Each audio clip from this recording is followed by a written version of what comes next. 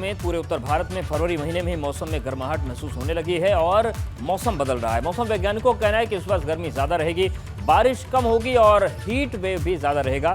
दिल्ली में अगर बात करें तो दिल्ली में न्यूनतम तापमान 16 डिग्री सेल्सियस दर्ज किया गया, जो कि सामान्य से 5 ज्यादा है। वहीं अधिकतम तापमान 32 दर्ज किया गया, जो कि सामान्य से 7 ज्यादा है। आने वाले दिनों में दिल्ली में जबरदस्त गर्मी झेलनी पड़ेगी।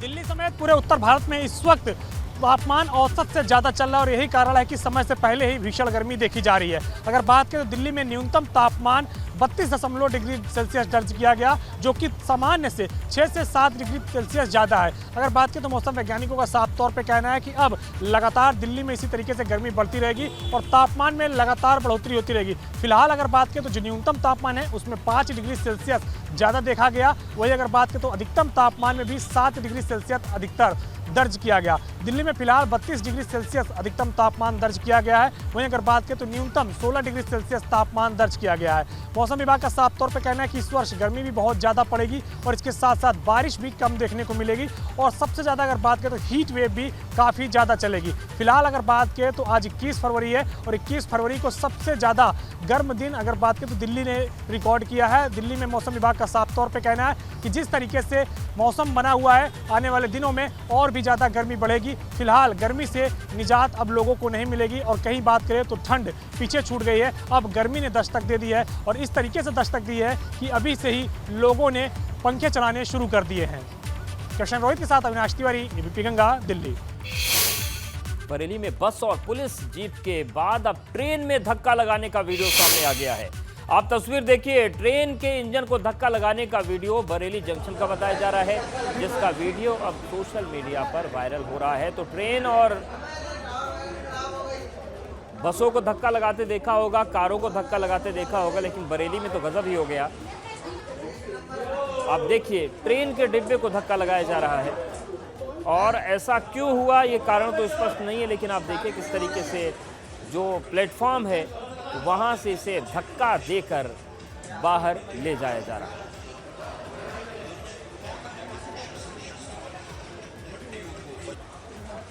तो बरेली जंक्शन की तस्वीरें हम आपको दिखा रहे हैं। एबीपी गंगा पर ये एक्सक्लूसिव तस्वीर आप देख रहे हैं, जहां पर ट्रेन को धक्का लगाया जा रहा है, ट्रेन के इंजन को।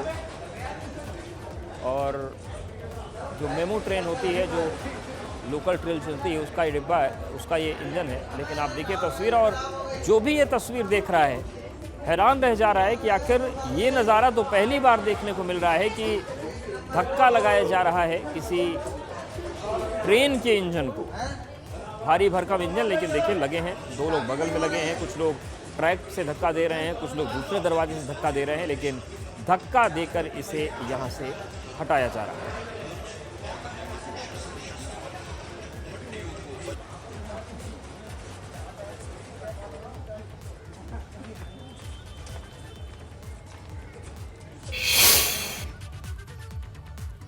और लखनऊ में युवकों का स्कूटी पर शराब पीने का वीडियो वायरल हो रहा है। ठाकुरगंज इलाके में स्कूटी पर सवार युवकों का वीडियो सामने आया है। लोगों ने वीडियो बनाकर सोशल मीडिया पर इसे वायरल कर दिया है। तो यहाँ पर एक अलग अराजकता देखने को मिल रही है और लखनऊ की ये तस्वीर है। लखनऊ में तो मानो ट्रैफिक नियमों की धज्जियां उड़ाने की कसम खा रखी है लोगों ने। कभी कुछ हो जाता है, कभी कुछ हो जाता है। और अब देखिए, ये स्कूटी पर बीच सड़क पर चलते हुए शराब पीने का वीडियो वायरल हो रहा है। ठाकुरगंज इलाके में स्कूटी पर सवार युवकों का वीडियो सामने आया है और अब सवाल यही उठ रहा है कि भाई ये कौन सा शौक है कि बीच सड़क पर स्कूटी पर बैठे हुए और चलाते हुए शराब पी जा रही है। ये इनके लिए तो खतरनाक ही है, जो सड़क पर लोग चल रहे हैं उनके लिए भी खतरनाक है। लेकिन ये तस्वीर आपके सामने है और ये लखनऊ की तस्वीर है।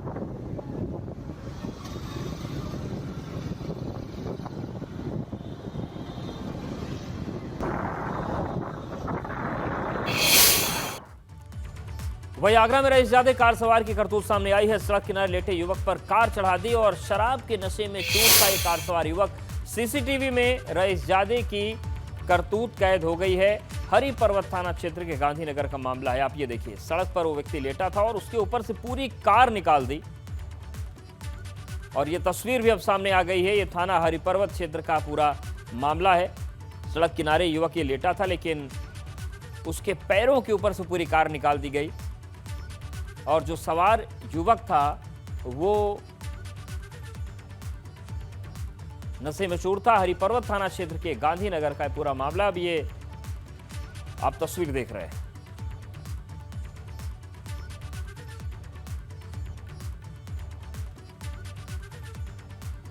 बात करते हैं चित्रकूट की, जहां पर जेल में गैर कानूनी तरीके से सपा विधायक अब्बास अंसारी और उनकी पत्नी निखत अंसारी मुलाकात मामले में मदद करने वाले सपा नेता फराज खान को गिरफ्तार कर लिया गया है। पुलिस की ओर से लगातार दबाव बढ़ने के बाद फराज खान ने कल सरेंडर किया था, जिसके बाद पुलिस ने उसे गिरफ्तार किया है। निखत के मददगार फराज खान से पुलिस फिलहाल पूछताछ कर रही है। साथ ही पुलिस एक दूसरी टीम उसके ठिकानों पर छापेमारी कर रही है। चित्रकूट धाम मंडल के डीआईजी डॉक्टर विपिन कुमार ने कहा कि फिलहाल पूरे मामले की जांच जारी है।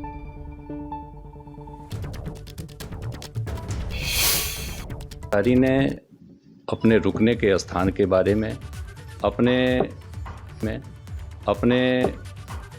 विभिन्न तरह के लेन देन के बारे में जो चीज़ें बताई, उसमें मुख्य रूप से लिहाजा हम लोगों ने आज इनको हिरासत में लिया है और इनसे बाकी चीज़ों के बारे में पूछताछ की जा रही है। ये जो समाजवादी पार्टी के यहाँ के स्थानीय नेता हैं फराज, इनके साथ संलिप्तता क्या नजर आया? इन्होंने जितने हाइड आउट्स हैं, उनके रुकने के स्थान हैं, इनके लॉजिस्टिक्स का। उन्नाव के पूर्वा इलाके में एक महिला की गला दबाकर हत्या कर दी गई, जिसके बाद पुलिस ने महिला के शव को पोस्टमार्टम के लिए भेज दिया है। पुलिस ने महिला के परिजनों की शिकायत पर केस दर्ज कर लिया है। पुलिस आरोपी की तलाश में जुट गई है। ससुराल वालों को महिला का शव उसके कमरे में मिला।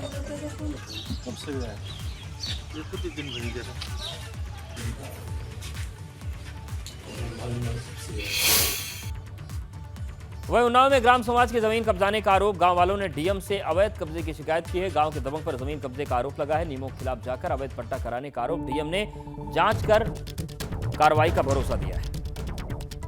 तो उन्नाव में ग्राम समाज की जमीन पर कब्जे का पूरा मामला है। गांव वालों ने डीएम से शिकायत की है। गांव के दबंग पर ग्राम समाज की जमीन कब्जाने का आरोप लगा है। तो उन्नाव में ग्राम समाज की जमीन पर कब्जे का आरोप है। गांव वालों ने डीएम से अवैध कब्जे की शिकायत की है। गांव के दबंग पर जमीन कब्जे का आरोप है और नियमों के खिलाफ जाकर अवैध पट्टा कराने का आरोप लगा है। डीएम ने जांच के बाद कार्रवाई का भरोसा दिया है।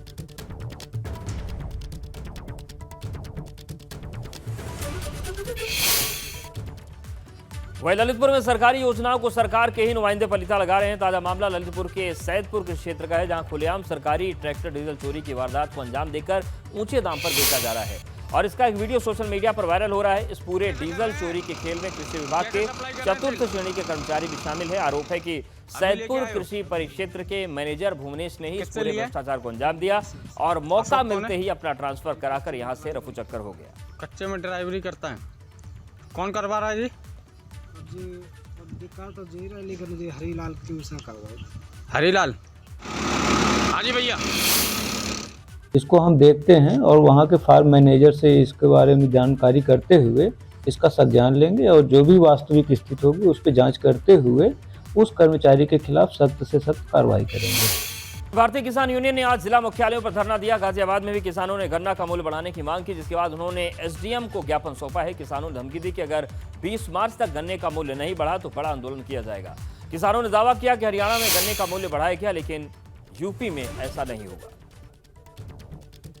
तो गन्ने का दाम न बढ़ाने पर आंदोलन की धमकी दी गई है। गाजियाबाद में किसानों का जिला मुख्यालय पर धरना प्रदर्शन हुआ और किसानों ने हल्ला बोल किया। गन्ना मूल्य बढ़ाने की मांग को लेकर यह प्रदर्शन किया गया।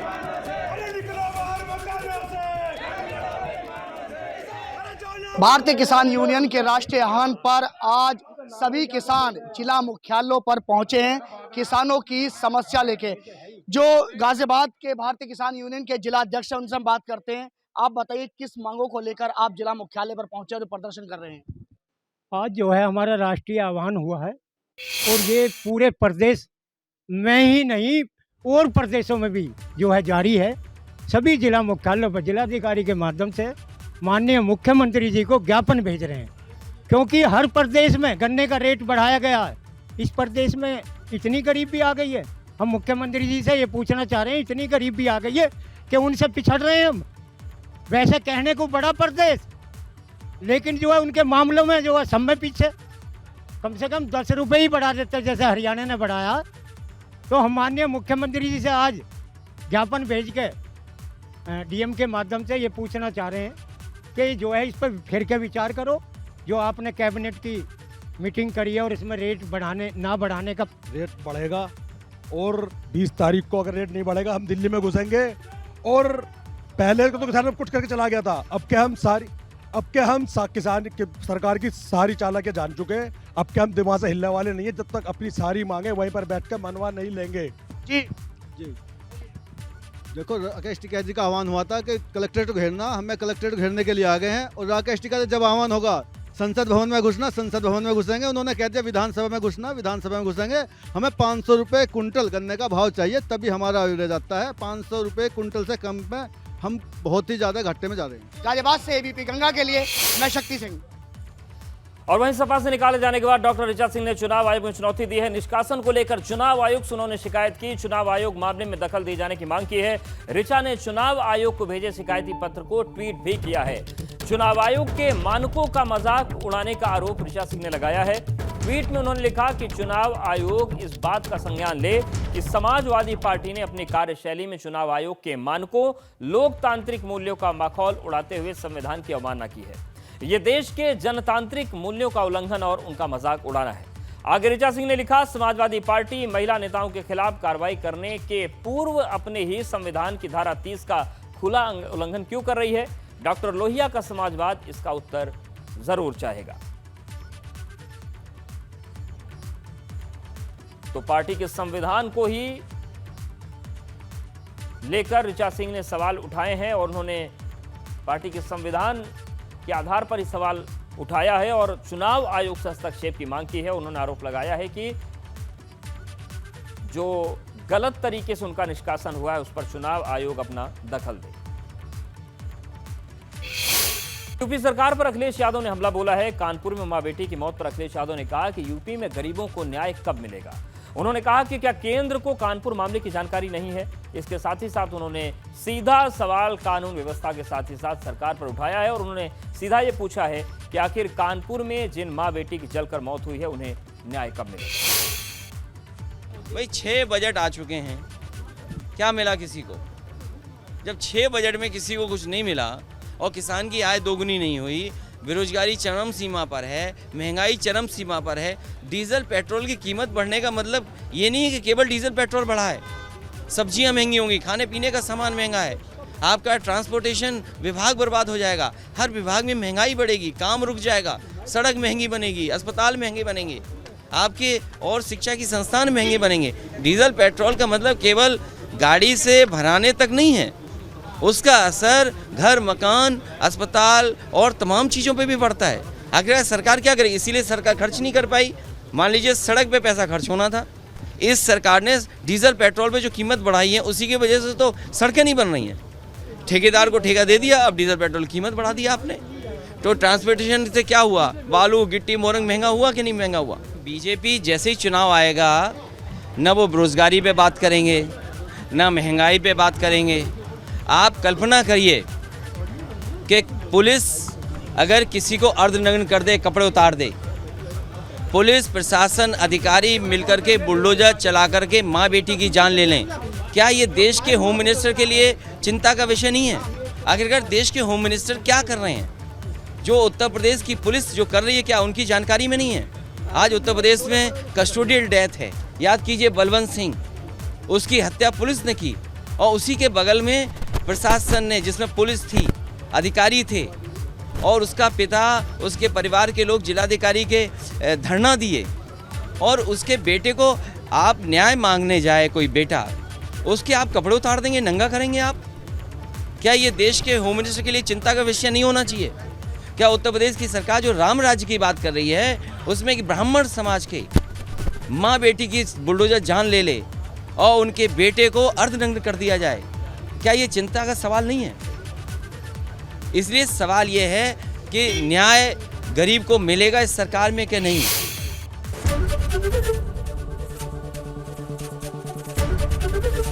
एबीपी गंगा, खबर आपकी, जुबान आपकी।